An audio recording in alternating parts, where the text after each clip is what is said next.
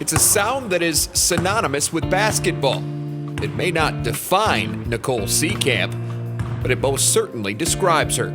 Sometimes I do like to get away from basketball, but definitely, I mean, if there is really nothing to do, then I do like just going around to the gym and just mucking around. Seekamp's love for the game may have been planted in her home country of Australia, but for the last 5 years, it's been nurtured at the University of South Dakota. I tell people it's probably the best 5 years of my life just because of the journey we've had as a school and as a basketball team, but then just all the relationships I've formed with people here in the community, teammates, and just from even other players that I've kind of met along the way. And so, you know, I wouldn't trade this for anything in the world. Those who watch Seekamp's storied career unfold wouldn't trade her either. Amy Williams had a front row seat for every one of the big-time shots and dazzling defensive plays Seekamp made for the Coyotes, and admits she was often as amazed by what she saw as anyone else.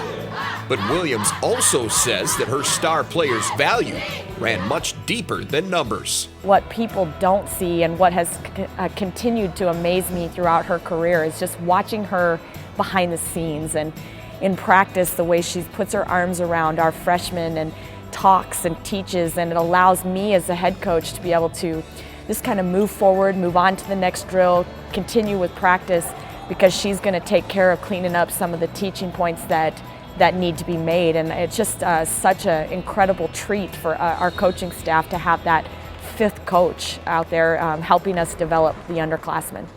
Every player like that deserves a happy ending. But it didn't always appear that Seekamp was going to get hers.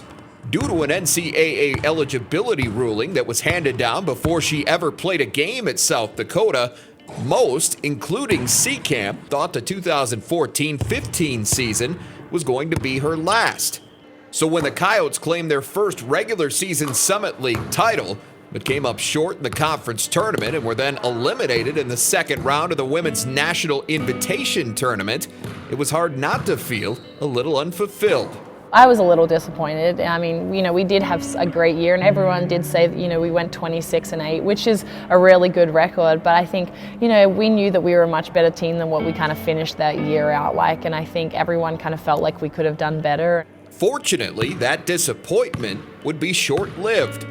Several weeks after the season, Seekamp learned her career wasn't over after all. We're so glad the NCAA did take another look, and they agreed with us that it was certainly, you know, kind of a little too egregious punishment, and they agreed and gave her her fourth year of eligibility, which we were all super excited about. And I just remember that I just had a deep breath of relief, and I was like, whew, like, finally I know what I'm going to be doing. Not only would Seekamp be able to play, she'd be eligible for all but the first 2 games of the 2015-16 season.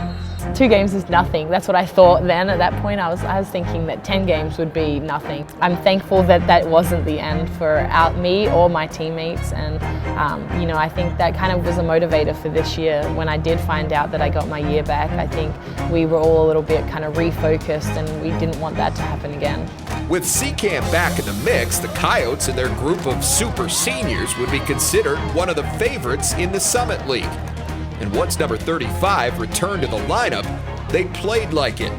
Seekamp set career highs in points, assists, and steals in leading the Coyotes to a 15-1 conference record and their second straight Summit League title. The team reached the tournament championship game for the 4th consecutive year on the strength of a program-best 16-game winning streak. But just as it had the year before, South Dakota ran out of magic at the wrong time. The dream of returning to the NCAA tournament was dashed. It was a shock at first. I mean, I won't lie, I obviously cried about it. You know, it was upsetting just because that was a goal that we've had the whole year. That was what we kind of wanted our whole season to end with. So for that not to happen, it did hurt a little bit. If there was a silver lining, it was that Seekamp and her teammates had already earned the right to keep playing.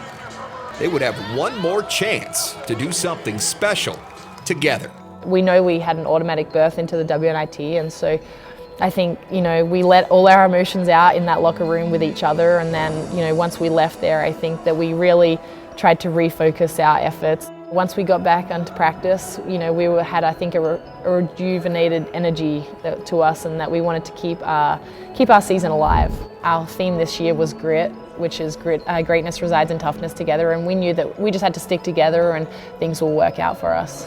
The Coyotes opened the WNIT with a hard-fought win over Creighton, then went on the road and beat Minnesota 101-89. Seekamp delivered 18 points and a career-high 14 assists, in what she says was one of the team's grittiest performances of the season. Not only defense, but offensively, we just enjoyed playing with each other. We were getting excited about plays, and just the whole team was having fun with it. And so I think from that game, that was kind of when we knew that we could go pretty far in this tournament. 3 on 3, 1, 2, 3, break! Once we played Oregon, that was the game where I was like, I don't think we're going to lose this. As it turned out, she was right. On Saturday, April 2nd, South Dakota, in front of a Dakota Dome crowd of 7,415, defeated fellow mid-major heavyweight Florida Gulf Coast 71-65 to become the first Summit League team in any sport to win a national tournament. Seekamp, who averaged 14 points, 8 assists, and 5 rebounds in the 6 games, was named the tournament's most valuable player. Once that buzzer went off, we were like, wow, we actually did it. Our whole season, this is what it's come to, and we managed to finish it successfully. And I think everyone felt that kind of pride in USD and with the women's basketball team, so it was incredible. It's just something that I'm definitely going to remember for the rest of my life, and just to look back on that in a few years is just going to be amazing. Seekamp closed her Coyote career as one of 2 players with at least 2,000 points and 500 rebounds. She's second in program history in scoring, assists, and steals. Her 130 career starts ranks number 1.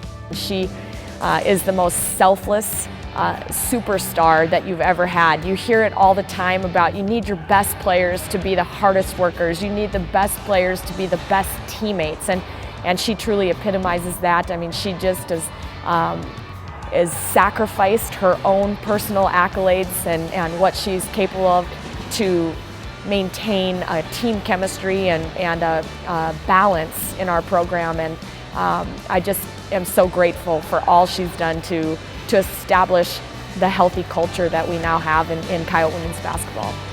Players like that deserve a happy ending, and Nicole Seekamp ultimately got hers.